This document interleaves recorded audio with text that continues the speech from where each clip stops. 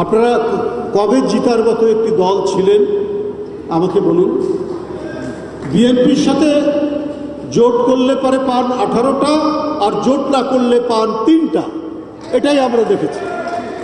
তারা বলছেন যে এই যে তারেক রহমানের সরকার, বিএনপির সরকার বা বিএনপির নেতৃত্বাধীন জোট সরকার কি দিল, বড় বড় তো কথা বলেছে। আমি বলি কি দেয়নি সেটা একটু আপনারা বলুন তো, বা কি দিয়েছে সেটা একটু বলুন তো। এখন তো রাষ্ট্রীয় পৃষ্ঠপোষকতায় কাউকে গুম হওয়ার কথা শুনি না, এখন তো বিচার বহির্ভূত হত্যার কথা শুনি না, এখন তো শেয়ার বাজার লুট হওয়ার কথা শুনি না, এখন তো টাকা পাচার হওয়ার কথা শুনি না। তো এইটাই তো মানুষ চায়। মানুষ কি কি চায়? মানুষ একটু শান্তিতে থাকতে চায়, মানুষ দুমুঠো খেয়ে পড়ে থাকতে চায়, আর তার দেশের সম্পদ, দেশের টাকা দেশে থাকবে এবং এই নিয়ে সুখে শান্তিতে থাকবে, একটি সার্বভৌম স্বাধীন জাতি হিসেবে টিকে থাকতে চায়। কারণ চোখ রাঙানিতে তো এই সরকার আত্মসমর্পণ করে না, এটাই তো দেশবাসী চায়। তারা আপনারা বলেন যে কি এমন দিয়েছে, আরে এই 4 মাসে 5 মাসে এই যে জিনিসটা যে দিয়েছেন, এই যে অর্জনটা, এই অর্জনটার আপনাদের কি চোখে পড়ে না? আপনারা কি উপলব্ধি করতে পারে না?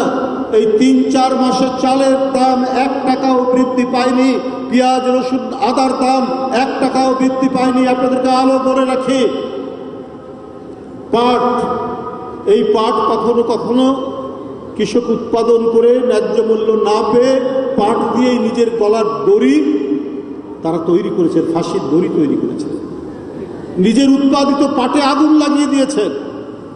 আর গত পরশুদিনের সংবাদপত্রের সংবাদ হচ্ছে এই রাজশাহী এলাকায়, নাটক তো গ্রেটার রাজশাহীর মধ্যে পড়ে, এই রাজশাহী এলাকায় গত বছর পাটের মন ছিল 3000 থেকে 3500, এইবার হয়েছে সেটা 4000 থেকে 4500, এবং পাট চাষিদের মুখে হাসি, তারা এবার অত্যন্ত আনন্দিত।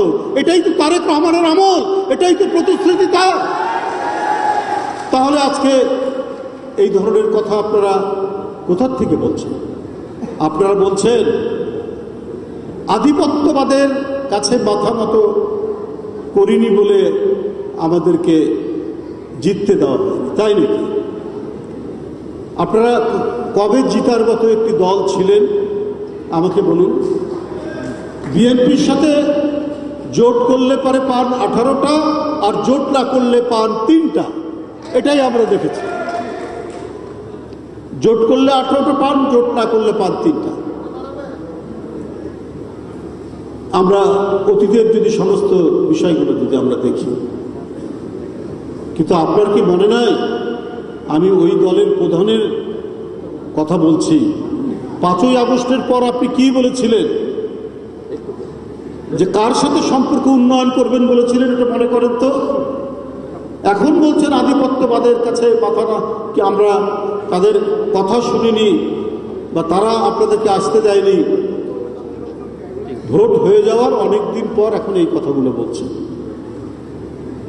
মানুষ কখনো ডাবল স্ট্যান্ডার্ড এবং দুই মুখো সাপকে কখনো পছন্দ করে না।